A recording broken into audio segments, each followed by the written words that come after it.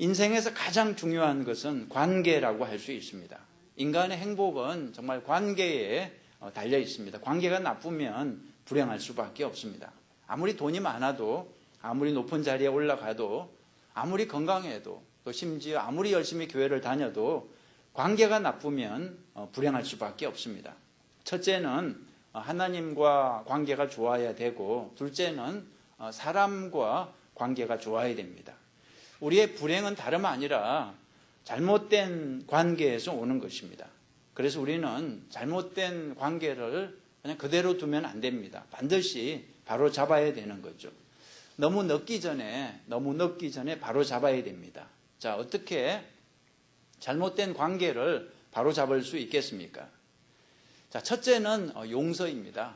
그리고 둘째는 보상입니다. 다시 말씀드립니다. 관계를 바로잡기 위해서는 꼭 필요한 것 두 가지. 첫째가 용서고 두 번째가 보상입니다. 한번 따라해 보시죠. 용서, 보상. 예.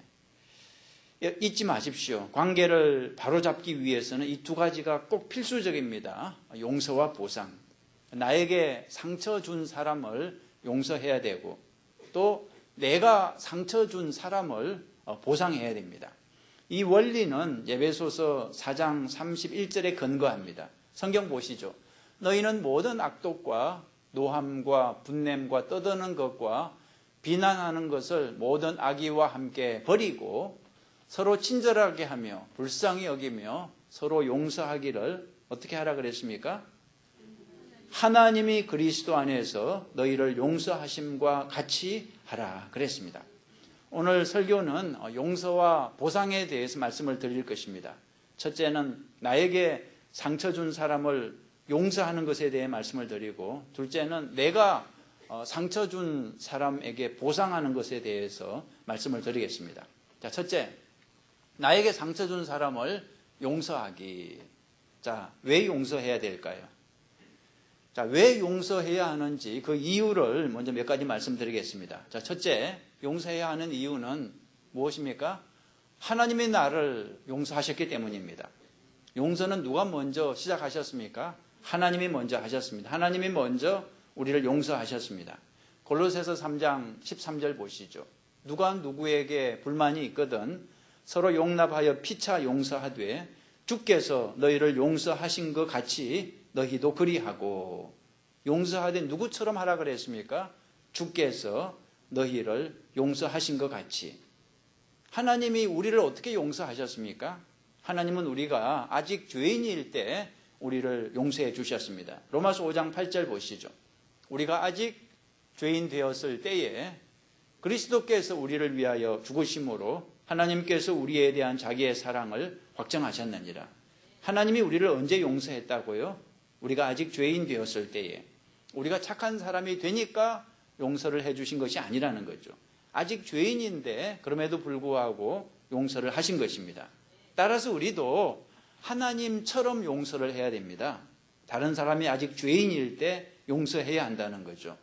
그 인간이 착한 사람이 되면 용서할 거야. 이것은 잘못입니다. 아직 나쁜 사람이지만 용서를 해야 한다는 거죠. 성경은 우리가 하나님께 범한 죄의 크기를 1만 달란트에 비유합니다. 1만 달란트는 요즘 돈으로 환산하면 무려 수천만 달러가 넘는 금액입니다. 어마어마한 우리의 죄를 하나님이 용서해 주셨다는 뜻입니다. 그리고 성경은 다른 사람이 우리에게 범한 죄를 100데나리온에 비유합니다. 100데나리온은 요즘 돈으로 하면 몇천 불 정도밖에 안 되는 금액입니다. 다시 말해서 하나님은 우리의 수천만 불짜리 죄를 용서해 주신 것이고, 우리는 다른 사람의 기껏해야 수천 불짜리 잘못을 용서하는 것입니다. 그러니까 여러분, 내가 받은 용서를 먼저 기억해야 됩니다. 어마어마한 용서를 내가 먼저 받았다는 거죠. 이걸 기억해야 됩니다. 그러면 다른 사람의 그 작은 잘못을 용서해 줄 수 있다는 거죠.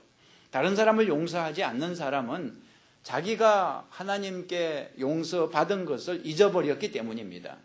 하나님께 받은 용서를 기억하는 사람은 다른 사람을 능히 용서해 줄 수 있는 것입니다. 자, 두 번째, 왜 용서해야 될까요? 용서해야 하는 이유 두 번째 읽어볼까요? 원하는 나 자신에게 해롭기 때문입니다. 자, 욥기 5장 2절 보시면 분노가 미련한 자를 죽이고 시기가 어리석은 자를 멸하느니라 이렇게 되어 있습니다. 하나님이 용서하라고 말씀하시는 이유는 우리를 보호하기 위해서입니다.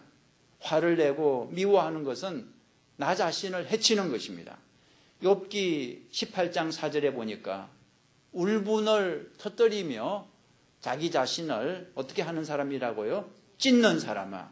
여러분, 분노는 나 자신을 찢는 것입니다. 나 자신을 해치는 것입니다. 분노는 내 건강을 해치고 내 영혼을 해치는 것입니다. 미워하고 화를 내면 기분이 좋아질까요? 미워하고 화를 냈더니 기분이 좋아졌다는 그런 사람을 저는 보지 못했습니다. 원망은 나 자신을 미치게 하고 불행하게 하는 것입니다. 제가 아는 가장 불행한 사람은 계속해서 원망하고 불평하고 미워하는 사람입니다. 이런 사람은 마치 매일매일 독약을 마시는 것과 같습니다. 욥기 21장 23절에 이런 구절이 있어요. 어떤 사람은 죽도록 기운이 충실하여 안전하며 평안하고 그의 그릇에는 젖이 가득하며 그의 골수는 윤택하고 어떤 사람은 마음의 고통을 품고 죽음으로 행동을 맛보지 못하는도다. 왜 이런 차이가 있을까요? 어떤 사람은 왜 평안하고 행복한데 왜 어떤 사람은 고통을 품고 불행할까요? 왜 그렇습니까? 불평하고 원망하고 미워하기 때문입니다. 여러분, 연구 결과에 따르면 사람이 갖는 감정 중에 원한이 건강에 가장 해롭다고 그래요. 여러분, 이런 적이 있으세요? 난 저 사람만 보면 속이 불편하고 소화가 안 돼. 이런 적이 있으세요? 여러분, 그것은 사실입니다. 누구를 미워하면 속이 불편해요. 소화가 잘 되지 않습니다. 과학적으로 그래요. 닥터 맥밀란이라는 사람은 자기 책에서 이렇게 말을 했습니다. 우리 몸에서 가장 큰 문제를 일으키는 두 가지는 죄책감과 원한이다 그랬습니다. 죄책감과 원한이 우리 몸에서 온갖 질병을 일으킨다는 뜻입니다. 요즘 사람들은 참 그 웰빙 음식을 좋아합니다. 그죠? 좀 비싸도 몸에 좋은 음식이라면 기꺼이 돈을 주고 사 먹죠. 그런데 몸에 좋은 음식 먹는 것도 중요하지만 그것보다 더 중요한 것이 있는데 몸에 나쁜 음식을 먹지 말아야 됩니다. 한쪽으로는 보약 먹고 한쪽으로는 독약 먹고 그럼 그게 무슨 소용이 있겠습니까? 원한은 우리 몸의 독약과 같은 것입니다. 원한은 우리의 몸과 마음, 정신 그리고 영혼까지 다 해치는 것입니다. 원한은 우울증과 스트레스 그리고 피로감을 우리에게 가져다 줍니다. 내가 싫다고 떠난 사람, 나에게 수치를 준 학교 교사, 나를 제대로 돌보지 않은 부모, 나를 배신한 친구 등등을 계속해서 붙잡고 생각하는 것은 여러분의 피를 말리는 것입니다. 그렇게 하면 아무리 세월이 지나도 상처가 아물지 않습니다. 그래서 원한을 품는 것은 일종의 정신적인 자살과 같습니다. 그러므로 누구를 위해서 용서하는 것입니까? 나 자신을 위해 용서하는 것입니다. 하나님이 용서하라 이렇게 말씀하시는 것은 누구를 위해서입니까? 나를 위해서, 나를 보호하기 위해서 그러시는 것입니다. 자, 세 번째, 용서해야 하는 이유. 세 번째, 용서해야 하는 이유가 무엇입니까? 읽어볼까요? 나도 미래에 용서가 필요하기 때문입니다. 나도 언젠가는 용서가 필요한 사람인 것을 기억해야 됩니다. 마가복음 11장 25절에 서서 기도할 때에 아무에게나 혐의가 있거든 용서하라. 그리하여야 하늘에 계신 너희 아버지께서도 너희 허물을 사하여 주시리라 그랬습니다. 무슨 뜻입니까? 용서하지 않으면 용서받지 못한다는 뜻입니다. 예수님이 가르쳐 주신 기도문을 주기도문이라고 그러는데 여러분 주기도문 중에 이런 구절이 있는 거 아시죠? 우리가 우리에게 죄 지은 자를 사하여 준 것 같이 우리의 죄를 사하여 주옵시고 이 기도는 이런 뜻입니다. 주님, 우리가 다른 사람을 용서하지 않으면 우리를 용서하지 마세요. 이런 뜻입니다. 아주 무서운 기도문을 예수님이 가르쳐 주신 것입니다. 여러분은 정말 그렇게 되기를 원하세요? 나도 용서 안 하고 나도 용서 못 받고 그런 인생이 되기를 원하세요? 여러분 그러지 마시고 용서하고 또 용서받는 그런 사람이 되시기 바랍니다. 어떤 사람이 감리교회 창시자 요한 웨슬리 목사님을 찾아와서 이런 말을 했다고 그래요. 나는 그 사람을 절대 용서할 수 없어요. 그래서 웨슬리 목사님이 이렇게 대답을 했다는 거죠. 그렇다면 앞으로는 절대로 죄를 지으시면 안 됩니다. 왜냐하면 남을 용서하지 않는 사람은 용서를 또한 받을 수 없기 때문입니다. 여러분, 용서를 안 하는 사람은 마치 자기가 건너야 할 다리를 불태우는 사람과 같습니다. 어리석은 거죠. 용서를 안 하면 나도 용서를 못 받는데 내가 건너야 할 다리를 불태우지 마십시오. 자, 용서해야 하는 이유 3가지 말씀드렸는데 기억하십시오. 첫 번째가 뭐였습니까? 하나님이 먼저 나를 용서하셨기 때문에. 두 번째가 뭐였습니까? 원하는 나에게 해롭기 때문에. 세 번째가 뭐였습니까? 나도 장차 용서가 필요하기 때문에. 자, 이제 용서해야 된다는 것은 아시겠죠? 자, 두 번째로 어떻게 용서해야 될까요? 어떻게 하면 나에게 상처 준 사람들을 용서할 수 있을까요? 방법을 말씀드리겠습니다. 자, 첫째, 내 상처를 드러내라입니다. 상처를 드러내라. 상처를 감추면 치료할 수가 없습니다. 교통사고를 당해서 병원에 실려가면 제일 먼저 그 상처 입은 부위의 옷을 이렇게 다 잘라내지 않습니까? 상처를 드러내야 그 다음에 치료를 할 수 있는 거죠. 내가 누구에게 상처를 받았는지 그걸 드러내야 됩니다. 자, 어떻게 드러낼까요? 자, 적어보십시오. 여러분, 펜으로 내가 누구에게 상처를 받았으면 그걸 적어보라는 것입니다. 부모의 어떤 말이 나에게 상처를 주었으면 그걸 한번 노트에 한번 적어보세요. 너는 아무짝에도 쓸모없는 놈이야. 혹시 이런 얘기 들어서 상처가 됐으면 그걸 적어보세요. 넌 싹수가 노래. 이런 말 들었으면 한번 적어보세요. 학교 다닐 때 또 선생님이 어떤 말을 해서 상처를 받았으면 여러분 그걸 한번 노트에 적어보세요.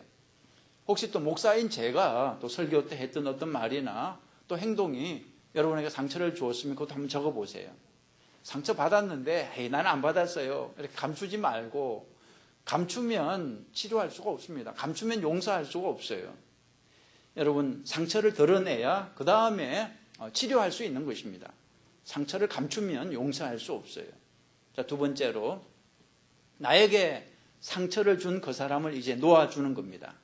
그 붙들고 있으면 안 돼요. 그 사람을 놓아주는데 어떻게 놓아주는 겁니까? 용서하는 것이 놓아주는 것입니다. 그런데 중요한 것은 그 사람이 용서를 구할 때까지 기다리면 안 됩니다. 그 사람이 착한 사람이 될 때까지 내가 기다리면 안 됩니다. 자, 용서는 누구를 위해서 하는 것입니까? 나를 위해서 하는 것입니다. 따라서 한시라도 빨리 나를 치료하기 위해서 용서를 하는 것입니다. 그 사람이 용서를 구하든 구하지 않든 상관없이, 그 사람이 착하든 착하지 않든 상관없이 무조건 용서하십시오. 그 사람하고 상관없이 나는 한시라도 빨리 치료를 받아야 하기 때문입니다. 오래전에 LA 세들백 교회에서 주디라는 여자 교인이 이혼 수속을 받고 있었습니다. 너무나 스트레스를 많이 받고 있었습니다. 마음에는 그 남자에 대한 원망과 분노로 가득 차 있었습니다. 그래서 그런지 설상가상으로 이 한쪽 눈이 시력을 잃어가기 시작했습니다. 병원에 가서 검사를 받았더니 죄송하지만 저희가 할 수 있는 것은 아무것도 없습니다. 시력을 잃을 수밖에 없습니다. 그랬습니다. 그러던 어느 날 교회에서 릭 워렌 목사님의 다음과 같은 설교를 듣게 됐습니다. 당신 자신을 위해서 놓아주어야 합니다. 당신에게 상처를 준 사람이 무슨 짓을 했든 상관없이 당신 자신을 위해서 그들을 마음속에서 풀어주어야 합니다. 과거의 사람들이 현재에도 계속 상처 주는 것을 허용하지 마십시오. 그들을 놓아주십시오. 그때 그 주디 그 여인이 고개를 숙이고 이렇게 기도했습니다. 하나님, 저에게 상처 준 그 사람을 놓아주겠습니다. 그를 제 마음에서 떠나보내겠습니다. 그러고 나서 예배를 마치고 교회 건물을 빠져나와 주차장을 걸어가는데 놀랍게도 그 눈에 시력이 돌아왔습니다. 병원으로 가서 검사를 받았는데 병원에서 기적입니다. 시력이 회복됐습니다. 완전히 시력을 잃었던 눈이었는데 다시 회복됐어요. 이렇게 말했습니다. 여러분, 용서는 나를 위해서 하는 것입니다. 용서해야 내가 치료가 되고 회복이 되는 것입니다. 그런데 몇 번이나 용서해야 될까요? 마태복음 18장에 답이 있습니다. 형제가 내게 죄를 범하면 몇 번이나 용서하여 주리이까? 7번까지 하오리이까? 예수께서 이르시되 내게 이르노니 7번뿐 아니라 7번을 70번까지라도 할지니라. 예수님의 말씀은 계속해서 용서해야 한다는 것입니다. 여러분, 왜 계속해서 용서해야 되냐 그러면 그 감정이라는 것이 자꾸 살아나요. 그죠? 그 미운 감정이 자꾸 살아나요. 그때마다 계속해서 용서를 반복해야 된다는 것입니다. 나에게 상처 준 사람을 내가 완전히 이제 놓아주었는지 어떻게 알 수 있을까요? 그 사람을 생각해도 이제 더 이상 아프지 않으면 된 것입니다. 그죠? 그 사람의 삶을 축복해 달라고 이제 기도할 수 있으면 완전히 된 것입니다. 그 사람을 생각할 때 오히려 불쌍한 생각이 들면 이제 완전히 놓아준 것입니다. 여러분, 그들을 생각해도 더 이상 상처가 느껴지지 않을 때까지 용서하고 또 용서하십시오. 사실 그 이혼의 그 사건을 어떻게 잊을 수 있겠습니까? 잊을 수 없습니다. 그러나 적어도 그 고통만큼은 우리가 없앨 수 있다는 거죠. 고통을 떠나보낼 수 있습니다. 그런데 여러분, 그 상처를 준 사람을 놓아주려고 할 때 그 사람을 꼭 만나야 되는 것은 아닙니다. 왜냐하면 여러분, 세월이 한참 지나면 환경이 많이 변해가지고 어떤 사람은 멀리 이사를 가서 만날 수도 없고 어디 사는지도 모르고, 또 어떤 사람은 세상을 떠났을 수도 있고, 그죠? 어떤 사람은 또 재혼을 해서 잘 살아갈 수도 있고, 그런 상황일 때는 어떻게 해야 될까요? 그 사람을 다시 만나기 힘들 때 내가 용서해야 하는데 그 사람을 다시 만나기 힘들 때 그때는 이렇게 해보십시오. 빈 의자 기법을 사용해 보십시오. 빈 의자 기법은 이렇게 하는 것입니다. 빈 의자를 이렇게 가운데 놓고 앉아서 나에게 상처를 준 사람이 거기 앉아 있다고 상상하면서 말을 하는 겁니다. 옛날에 나를 그렇게 힘들게 만들었던 그 사람이 이 자리에 앞에 앉아 있다고 상상을 하고 얘기를 하는 겁니다. 당신에게 할 말이 있어요. 당신이 나에게 이런저런 상처를 주었죠. 내 가슴에 못을 박았죠. 그렇지만 나는 당신을 용서하겠어요. 왜냐하면 하나님께서 먼저 나를 용서해 주셨고, 그리고 원망하는 것은 나에게 너무나 해롭고 나도 미래의 용서를 받아야 할 사람이기 때문이에요. 그래서 나는 당신을 이제 용서하고 놓아줍니다. 놓아주겠어요. 이렇게 빈 의자에 대고 말을 하는 겁니다. 그럼 오늘 집에 가서 그렇게 해보세요. 의자 하나 갖다 놓고 내 가슴을 아프게 한 그 사람을 거기 앉혀놓고, 이미 돌아가신 분일 수도 있고 지금 어디 있는지도 모르지만 여러분이 그 사람을 용서하지 못했으면 그 사람을 앉혀놓고 그렇게 용서를 선포하시기 바랍니다. 또 하나의 방법은 편지를 쓰는 겁니다. 이 편지는 붙이지 않을 편지죠. 편지에다가 당신이 나에게 이런저런 상처를 주었어요. 그러면서 상처를 다 쓰세요. 다 쓰세요. 그리고 편지 끝에 이렇게 쓰세요. 그러나 오늘부터 나는 당신을 용서합니다. 왜냐하면 하나님께서 먼저 나를 용서해 주셨고, 또 원망하는 것은 나에게 너무나 해롭고 나도 미래의 용서가 필요하기 때문입니다. 여러분, 이것이 아무것도 아닌 것 같지만 굉장히 의미가 있는 일입니다. 해보세요. 치료가 됩니다. 여러분 마음속에 있던 그 무거운 짐이 사라지는 것을 경험하게 될 것입니다. 자, 세 번째로 나의 상처를 하나님의 평화로 바꾸라 그랬습니다. 어떻게 상처를 평화로 바꿀 수 있을까요? 용서할 때 상처가 평화로 변하는 것입니다. 어떤 사람은 용서하지 못하는 이유를 이렇게 얘기를 하더라고요. 내가 그 사람 용서하면 그 사람은 아무 벌도 받지 않을 텐데 그건 너무 불공평해요. 그렇지 않습니다. 여러분, 내가 용서해도 그 사람은 벌을 받습니다. 벌은 누가 주는 것입니까? 벌은 누가 주는 거예요? 벌은 하나님이 주시는 것입니다. 내가 주는 게 아닙니다. 내가 그 사람을 용서해도 하나님께서는 그 사람의 잘못을 물으신다는 거죠. 여러분, 심판은 하나님께 맡기는 것입니다. 하나님께서 잘 처리하실 것입니다. 하나님은 재판장이시고 공의로우신 분이거든요. 그래서 저는 지옥의 존재를 믿습니다. 예수님도 천국보다 지옥에 대해서 더 많이 말씀하셨어요. 만일 지옥이 없다면 생각해 보세요. 히틀러 같은 사람은 아무 죄 없는 유대인들 600만 명을 죽였는데, 그리고 그냥 자살해 버렸는데, 그 사람이 그냥 아무 벌도 받지 않으면 그건 참 불공평한 거죠. 하나님이 살아계시는데 그런 불공평한 일이 있을 수 없잖아요. 성경은 반드시 심판이 있다고 말합니다. 히브리서 9장 27절에 보세요. 한 번 죽는 것은 사람에게 정해진 것이요. 그걸로 끝입니까?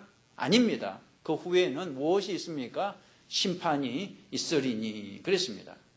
그러므로 여러분은 여러분에게 상처 준 그 사람을 그냥 놓아주십시오. 심판은 하나님께 맡기고 하나님이 하실 것입니다. 여러분은 용서하고 하나님의 평강을 누리시기 바랍니다. 용서해야만이 평강을 내가 그리스도의 평강을 경험할 수 있습니다. 내가 원한을 품고 있으면 하나님의 평화가 그 원한 때문에 들어오지를 못해요. 그 원한을 이렇게 비워내야 하나님의 평강이 우리 속에 들어온다는 거죠. 자, 두 번째로, 이제 큰 두 번째로, 내가 상처 준 사람에게 보상하기 보겠습니다. 오늘 설교는 크게 두 부분이라 그랬죠. 하나는 용서하기고 또 하나는 보상하기입니다. 나에게 상처 준 사람은 용서해야 되고 내가 상처 준 사람은 어떻게 해야 됩니까? 보상해야 됩니다. 사람들은 참 이기적입니다. 자기가 상처받은 것만 기억해요. 한 100명이 이렇게 우리가 다 모여 있으면 다 상처받았대. 상처받은 사람 다 손들어요. 상처 준 사람 아무도 없어요. 다 받기만 하고 준 사람은 다 어디 갔나? 참 이상하죠? 분명히 상처 준 사람이 있으니까 상처를 받았는데 우리가 기억하는 것은 받은 것만 기억하고 준 거는 기억을 못한다는 거죠. 여러분 인정을 하셔야 됩니다. 나도 상처를 줍니다. 나도 상처를 줍니다. 내가 상처를 주었으면 그 사람에게 보상을 해야 됩니다. 자, 첫째, 왜 보상을 해야 되나요? 왜? 히브리서 12장 15절에 너희는 하나님의 은혜에 이르지 못하는 자가 없도록 하고 또 썸뿌리가 나서 괴롭게 하여 많은 사람이 이로 말미암아 더럽게 되지 않게 하며. 여러분 보상을 하지 않는 것은 마치 내 마음에 썬 뿌리를 그냥 남겨두는 것과 같습니다. 계속해서 썬 뿌리가 계속해서 올라오면서 나를 괴롭게 만드는 거죠. 보상을 해서 그 썬 뿌리를 완전히 뽑아내야 하는 것입니다. 그래야만이 우리가 하나님의 은혜에 이를 수가 있습니다. 그리고 보상을 하지 않는 것은 마치 빚을 안 갚는 것과 같습니다. 여러분 빚을 갚지 않으면 그 사람하고 관계 회복이 온전히 되지 않습니다.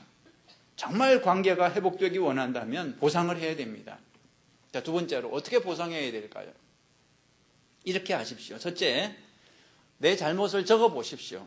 내가 다른 사람에게 어떤 잘못을 했는지 적어보라는 거죠. 여러분, 내가 다른 사람에게 잘못한 것이 있습니다. 그걸 한번 적어보라는 거죠. 그러면 꼭 이렇게 말하는 사람이 있어요. 저는 생각나는 게 하나도 없는데요. 이렇게 잘난 척하는 사람이 있어요. 자기가 상처 준 건 하나도 생각을 못해. 그럴 줄 알고 제가 몇 가지를 준비했습니다. 여러분 생각나는 게 있도록 좀 질문을 드리겠습니다. 첫째, 혹시 여러분 돈 빌린 적 있으세요? 빌린 돈을 아직도 갚지 못하는 그런 사람이 있으세요? 혹시 약속을 해놓고 약속 안 지킨 적 있지 않으세요? 약속 해놓고 약속 안 지킨 적. 잘 생각해 보세요. 약속 안 지킨 적. 내가 참 함부로 대했던 그런 사람이 있지 않으세요? 자식일 수도 있고 남편일 수도 있고 내가 참 함부로 대한 사람, 내 밑에 일하던 사람일 수도 있고 인격을 모욕하거나 심한 말을 하거나 또는 여러분 감사의 말을 못한 적이 있지 않으세요? 참 은혜를 입었는데 참 감사하다고 말을 못하고 넘어간 그런 사람 있지 않으세요? 혹시 여러분 누군가의 믿음을 배신한 그런 사람 있지 않으세요? 참 그 사람이 나를 믿어줬는데 내가 배신했어. 또는 내가 거짓말한, 여러분 거짓말한 적 없으세요? 어떤 사람에게? 이제 생각이 좀 나셨어요? 내가 잘못한 것들? 아직 안 나면 제가 또 계속해서 불러드릴게요. 생각이 날 때까지. 여러분 확실한 것은 나도 잘못을 했다는 겁니다. 나만 상처를 입은 것이 아니라 나 때문에 상처 입은 사람이 이 세상에 있다는 것입니다. 자, 두 번째로 나라면 어떻게 보상을 받고 싶은지 생각해 보십시오. 나라면 어떻게 보상을 받고 싶은지. 누가복음 6장 31절에 남에게 대접을 받고자 하는 대로 너희도 남을 대접하라 그랬습니다. 여러분 내가 누군가에게 사과를 받는다면 어떤 식으로 받고 싶을까?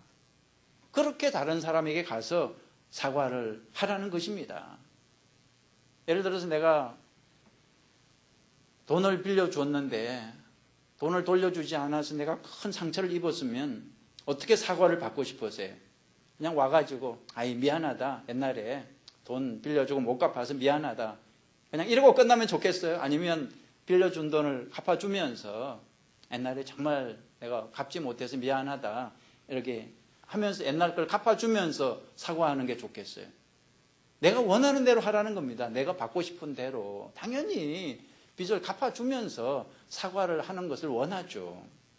그런데 여러분, 사과할 때 기억해야 될 세 가지가 있습니다. 첫째, 시기를 잘 생각을 해야 됩니다. 시기, 때가 중요합니다. 때. 전도서 8장에 보니까 무슨 일에든지 때와 판단이 있으므로 때를 잘 찾아야 돼요. 아무 때나 그냥 찾아가서 제가 사과합니다, 보상합니다, 이렇게 해서는 안 돼요. 예를 들어서 그 사람이 급하게 지금 외출하는데, 출근하는데 막 붙잡아 놓고 내가 지금 사과할 게 있으니까 나 사과 좀 받고 천천히 출근하시라고 이러면 아주 열이 더 날 거예요. 그 사람이 지금 피곤해서 깊은 밤 11시에 아주 곤히 자고 있는데 전화 걸어가지고 나 지금 괴로워서 잠을 못 자겠어요, 내 사과를 좀 받아주세요. 그러면 그 사람이 더 신경질 날 거예요. 그러니까 여러분, 나에게 가장 좋은 시간을 찾지 말고 그 사람에게 가장 좋은 시간을 찾아서 접근해야 된다는 거죠. 시기, 때를 잘 찾아야 됩니다. 두 번째, 태도가 또 중요합니다. 태도, 올바른 태도. 여러분, 사과할 때 내 잘못을 정당화하면 안 됩니다. 사과를 한다는 사람이 이렇게 얘기해요. 그때는 그럴 수밖에 없었어, 이해해. 그럼 이해가 됩니까? 차라리 오지를 말지. 또 어떤 사람은 나도 잘못했지만 너도 잘못했잖아. 이게 뭐예요? 그럼 또 싸우자는 거예요? 그러면 안 돼요. 그냥 여러분, 사과를 할 때는 그냥 내 잘못만 가서 인정하면 돼요. 내가 참 그때 미안합니다, 죄송합니다, 잘못했습니다, 이러고 끝나야지. 다른 얘기를 하면 안 되는 태도가, 그죠? 여러분, 태도가 그냥 내 잘못만 인정을 하면 된다는 거죠. 그리고 아까도 얘기했지만 보상할 것은 보상해야 됩니다. 그냥 빌려 가놓고 그거는 가져오지도 않고 말로만 그냥 옛날에 내가 빌렸던 거 지금 없어서 못 주니까 이해하시오, 내가 잘못했다고. 그럼 무슨 용서가 되겠어요? 여러분, 삭개오라는 사람이 성경에 등장하는데 세리였습니다. 그 당시 세리는 한국식으로 하면 친일파와 같았어요. 로마 앞제비 노릇을 하면서 자기 동족들을 착취했죠. 그런데 예수님이 삭개오 집에 가겠다고 말씀하셨어요. 예수님을 만나고 삭개오가 변했습니다. 이렇게 말했어요. 주여 보시옵소서, 내 소유의 절반을 가난한 자들에게 주겠사오며 만일 누구의 것을 속여 빼앗은 일이 있으면 내 갑절이나 갚겠나이다. 삭개오가 보상을 하겠다고 말했습니다. 그러자 예수님이 말씀하시죠. 오늘 구원이 이 집에 이르렀으니 이 사람도 아브라함의 자손이미로다. 여러분, 이렇게 정말 진정성이 있어야 돼요. 사과를 할 때는 정말 진정성이 있어야 됩니다. 자, 세 번째로 적절성을 잘 찾아서 해야 돼요. 어떤 상황에서는 내가 상처를 준 그 사람을 다시 만나는 것이 지혜롭지 못할 때가 있습니다. 내가 그 사람을 만나면 그 사람이 새로운 피해를 또 입을 경우가 있습니다. 예를 들어서 내가 과거에 이용하고 버린 남자가 또는 여자가 이제 다른 사람이랑 결혼해서 잘 살고 있는데 굳이 찾아가서 내가 옛날에 당신 이용하고 버렸던 거 미안하다, 사과한다, 가정을 잘 이루고 잘 행복하게 살고 있는데 찾아가서 이렇게 괴롭히는 거, 이건 상황을 더 악화시킬 수 있는 거죠. 여러분, 그런 경우에는 어떻게 해야 됩니까? 역시 내가 사과를 해야 되는데 그 사람을 안 찾아가는 게 낫다면 어떻게 해야 됩니까? 아까처럼 그 빈 의자 기법을 사용하면 돼요. 빈 의자. 그죠? 그리고 또 보내지 않을 편지를 쓰면 되는 거죠. 그 사람을 직접 만나지 않고 내 잘못을 고백해야 돼요. 그리고 사과하는 거죠. 그렇게 해서 잘못된 관계를 바로 잡는 것입니다. 로마서 12장 18절 보니까 할 수 있거든 어떻게 해서든지 간에 너희로서는 모든 사람과 더불어 어떻게 하라고요? 화목하라. 화목하라입니다. 화목하라. 그죠? 여러분 화목해야 됩니다. 그래야 행복할 수 있습니다. 사람들하고 관계가 좋아야 돼요. 그래야 행복할 수 있습니다. 말씀을 마치겠습니다. 고린도 후서 5장 17절에 이런 말씀이 있습니다. 그런즉 누구든지 그리스도 안에 있으면 새로운 피조물이라. 이전 것은 지나갔으니 보라 새 것이 되었도다. 그랬습니다. 이제 새 사람으로 살아가라는 거죠. 자꾸 과거를 생각하면서 과거에 묶여있는 사람은 헌 사람입니다. 과거를 원망하면서 한탄하는 사람은 옛사람입니다. 여러분 새 사람은 이제 과거 잊어버리고 이제 예수 그리스도 안에서 새로운 관계를 만들어 가는 거죠. 여러분 좋은 관계를 만들어 가십시오. 관계가 우리를 행복하게 만들어 줍니다.